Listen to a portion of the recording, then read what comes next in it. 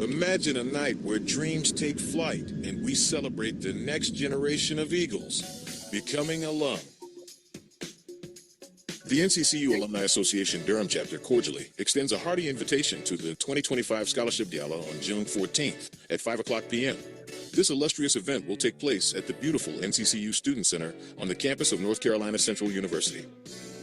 Join us as we mark the continued legacy of our alma mater through acts of philanthropy, endowments, and donations to support future Eagle Global leaders in their journey to becoming alum.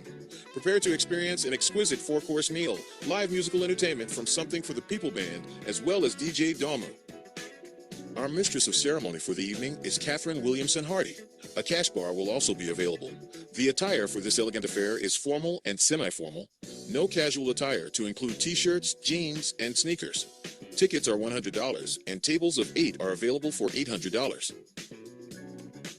Tickets can be purchased online through Zeffy Fundraising. Scan the code below or Google Becoming Alum 2025 Zeffy. Contact us by email at Durham, NCCUAA.2025galainfo@gmail.com. We are spreading our wings to soar above places where potential knows no bounds with the eagle pursuit of excellence while becoming alum. Tickets sell quickly. You don't want to miss this event.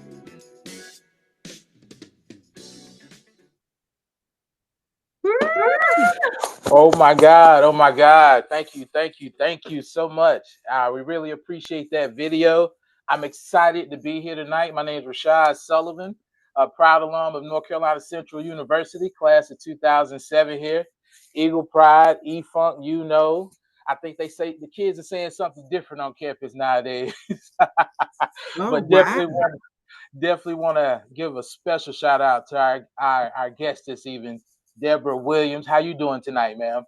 Good evening, Rashad, and I am fantastic. It is so wonderful to be here. I am so grateful that you extended this invitation to me. So pleasure to be here. Thank you.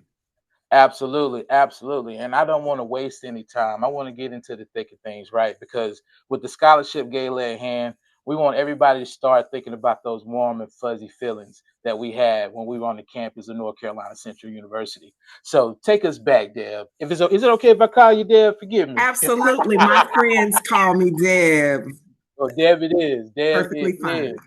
So Deb, take us back. You're a freshman. You just got dropped off at North Carolina Central University. Take us back. Take us down memory lane of what the campus was like and those things that stood out to you from that freshman experience. However do you want it? That song playing as we are pulling up to the university, but I can go back a little further to early orientation where you kind of start meeting some of your lifelong friends and then coming through in August of 1989, right? And just the camaraderie, the freshness of something new, right? And being away from my parents for the first time for an extended period and meeting people from all walks of life, different perspective, different cultures, but yet and still we share the same bond of the Eagle's Nest, right? So that was that freshman year. Eagleson dorm, ninth floor for me was a memorable time, right? Yes, ma'am. But and then when I think back, which kind of brings us to well, go ahead. Let me let you talk. No, I appreciate it. I know getting on campus freshman year, there was a roller coaster of emotions that were probably going through your mind. Take us back to maybe one of the most vivid memories you had from your freshman year. Well, one would be Bembe, definitely. We used to have Bembe on campus, right? And that was a time where community and the campus came together and merged. But beyond that, I think one of the most memorable emotional roller coasters for me is that time right after about mid-September when, I remember coming back from class in the middle of the day, and some of my friends that I'd seen, we would bond, we would go to the caf together, we would study together, play spades together. go to some of the 2 to 6s together, and then all of a sudden you walk in and you see people packing up. And they're packing up to go home because financial aid may not have met the needs, or they realize, or from a financial perspective, that this just was not something that they would be able to do in that moment. And so that gut-wrenching feeling of watching some of the folks that we both came in hopeful. And that, I think, kind of speaks to where we are right now and some of the reasons why this gala committee and the Durham chapter is intentional about serving our students, particularly the students that live here in Durham High School seniors who have declared NCCU as their school to continue their scholarship. Because one of the things that we do well in our community is we show up for our children's dreams, right? And as we show up for our children's dreams, what we want to do is alleviate the times where students show up in August and have to turn around and leave in September. That is one of the goals of our chapter, is to make sure that we can facilitate in making sure that our students not only enter successfully, but thrive and graduate and become alum. And so that is the spirit behind what we're doing this year. And we hope that it's contagious. Absolutely. And making sure that becoming alum does continue to become contagious. Let's talk a little bit about the professors, because we know students absolutely make up a great percentage of why we enjoy our university. But there are teachers, people that are there to be stewards over us, that may have left something with us that kind of shapes how we are today. Is there a professor at North Carolina Central that you can give some credit to the woman that you became today? Oh, absolutely. So I just remember, when we think about scholarship, it is being able to identify and see beyond what may be on paper, what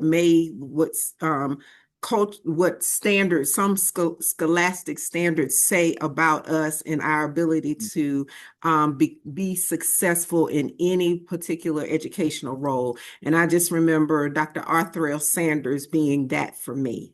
And I remember that because when I got to NCCU, I was in a remedial reading class. And in that remedial reading class, Dr. Sanders was my professor, and she would give assignments. And the assignments, I would always respond because I'm long-winded, still am.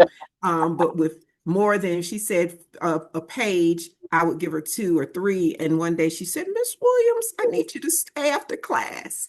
And she said, "I need you to go. We're going to move you to another class." And she moved me to a different level of English and lit, and I was with upperclassmen, and I think she was living out the spirit for many of us that it does not appear what we shall be. And I think along with the Durham chapter and our community, we recognize that it doesn't appear what our young people will be, but we have a responsibility to support them. And that is what we're doing through this gala. Absolutely. And I give that to Dr. Sanders for helping me to thrive to be that person. Absolutely. And so in addition to that professor that was able to help shape who you are today, let's tell the audience, give us a unique fact or some special quality about North Carolina Central that stands out to you that you'd like to share with the crowd tonight.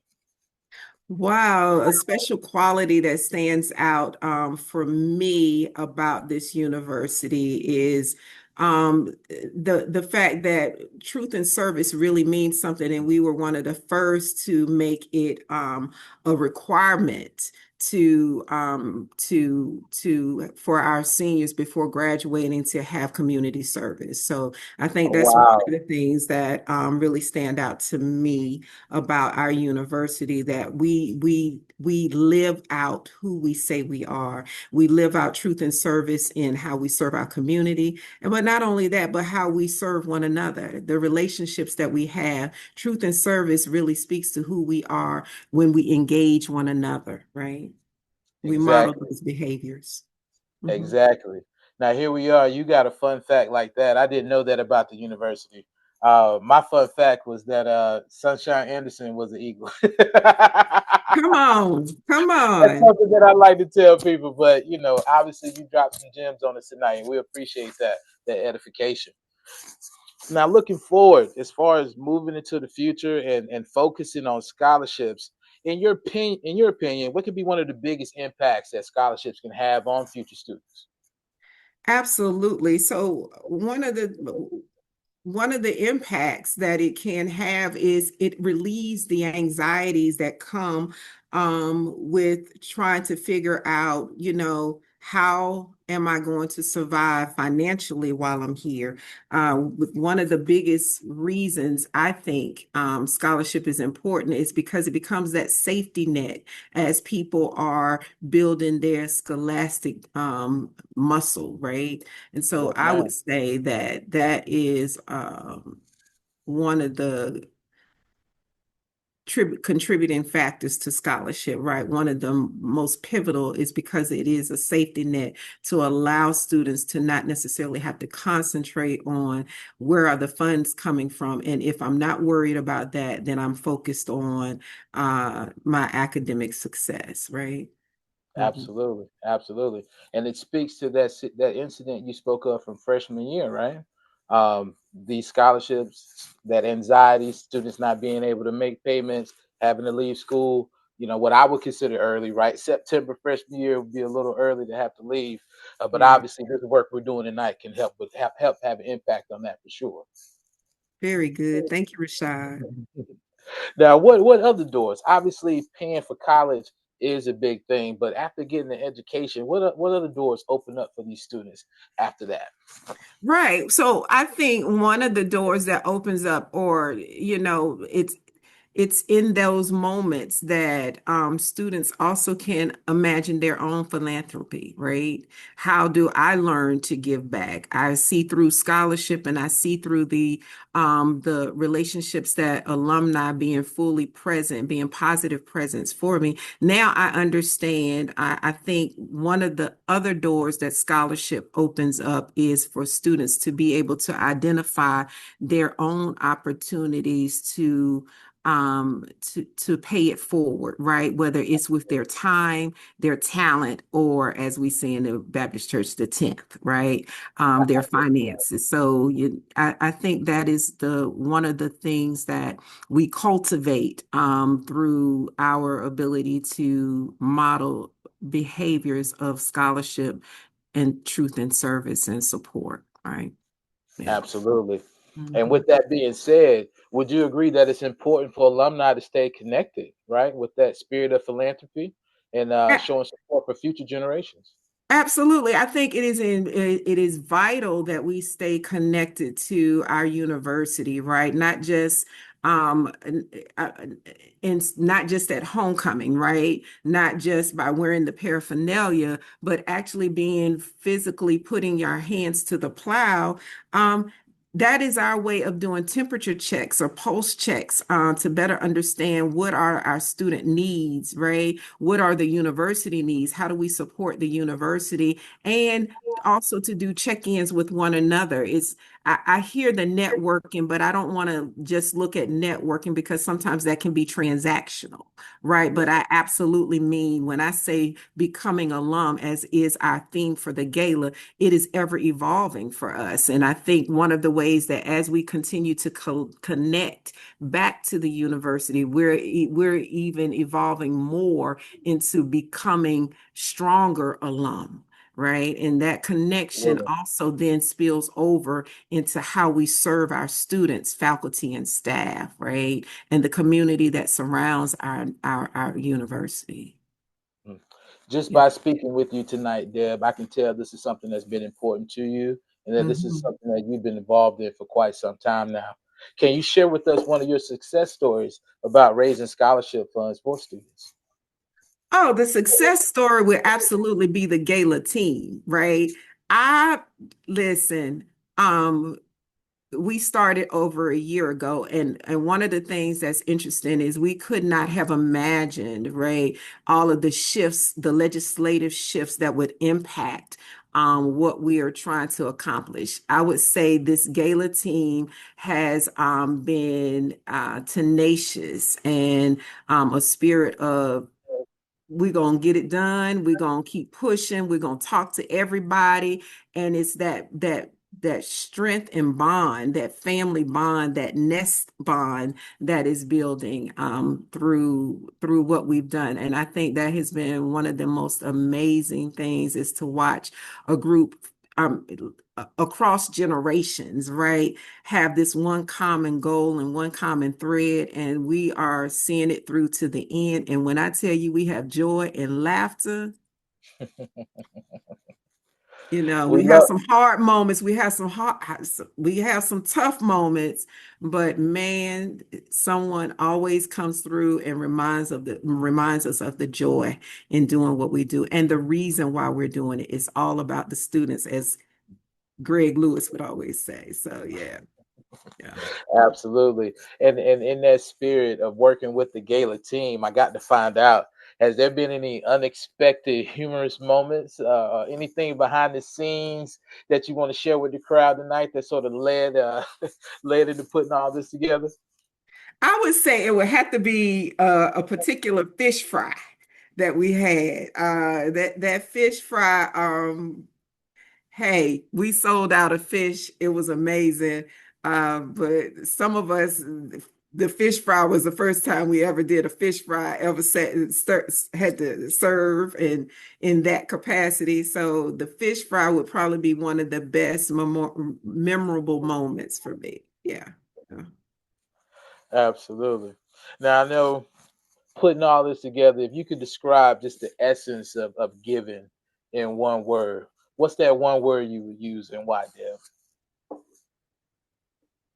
The essence of giving, I think, is joy, right? Joy, because joy is just, it's woven into the feeling. It's an endorphin when you know that you are doing something beyond you, and that it's going to help someone else that you may never ever meet, right? I think joy is what has been the fuel that keeps us coming back, that keeps us getting up every day, that keeps us boots on the ground, talking to everybody, because we have joy, and we want our students to have joy and not have to not have to be concerned so much about what it means financially for them and their families, right? We want to make sure that they experience joy, because joy is unconditional.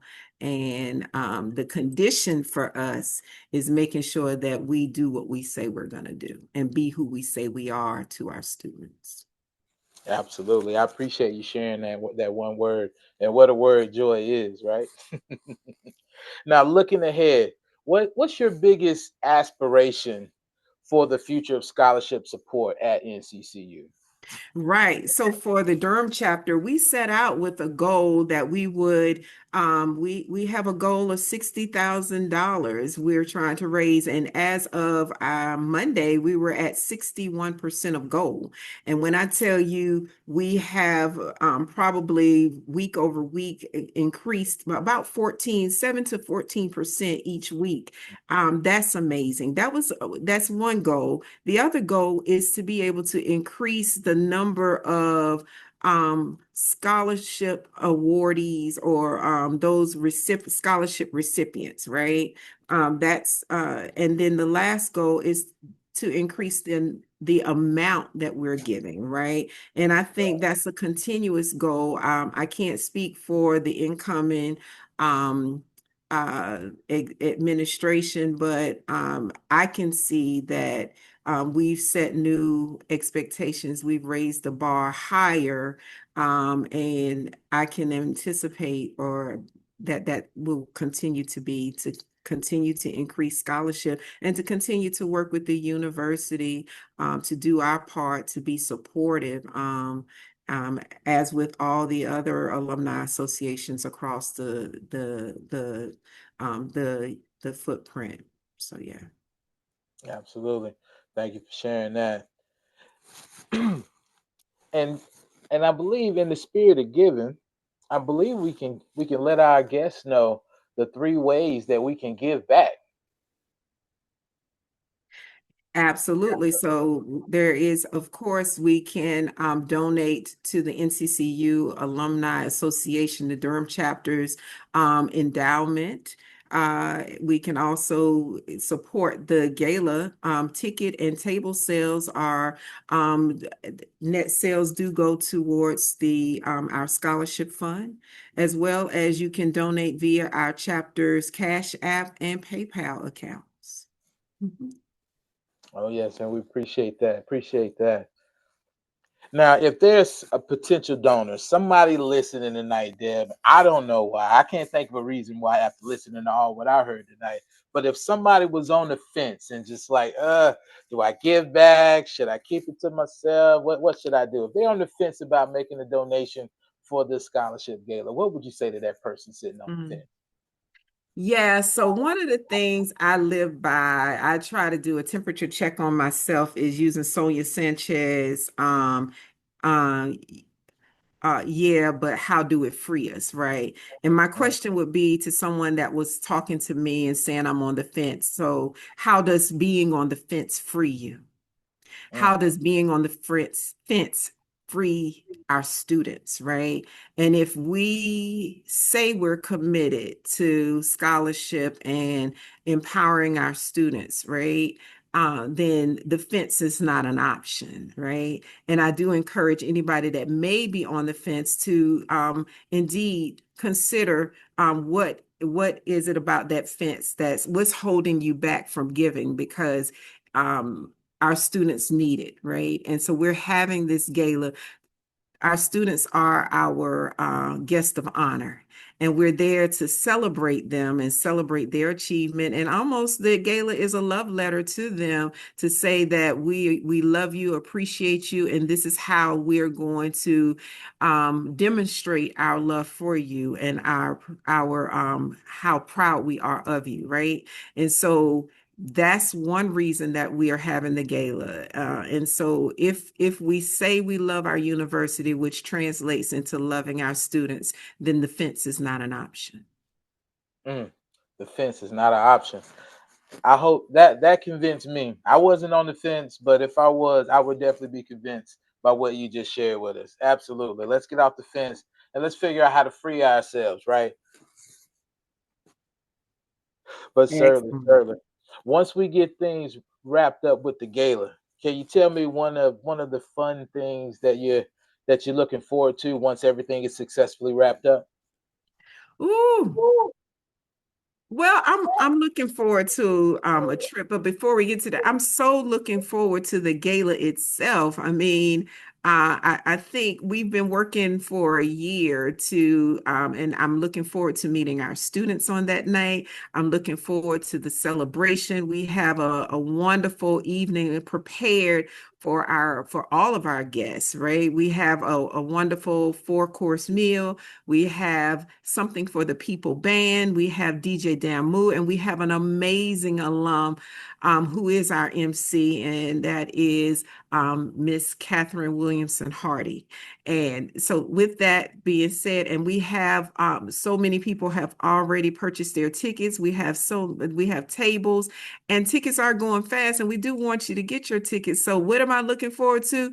I mean, we started this with the end in mind. But I cannot wait to see each and every one of you at this gala as we take off and we soar and we remember that we are still becoming alum, and we're going to pull some young people with us to help them become alum. That's what I'm really looking forward to. Yeah. Absolutely, absolutely. I'm looking forward to the gala as well. I want to make sure everybody, hey, let's look as professional as we can. Let's almost dandy, almost like the Met Gala. I know that may be a little bit over the top for what we're looking for at the gala this time Nope. around, but that's the Semi-formal to vibe, formal. We coming right? in and it's red carpet, baby, or maroon carpet. We are coming in and we're ready. This is going to be an amazing night, an elegant night, amazing night. And we're still going to make this organic, and we're going to have a fantastic time. And so, Absolutely. Rashad, I just thank you for allowing us to have this time with you. So we appreciate you and whiskey sticks and politics. So I can't wait to tune into your next podcast, sir. Oh, absolutely, absolutely. No, it's been a pleasure to interview you tonight.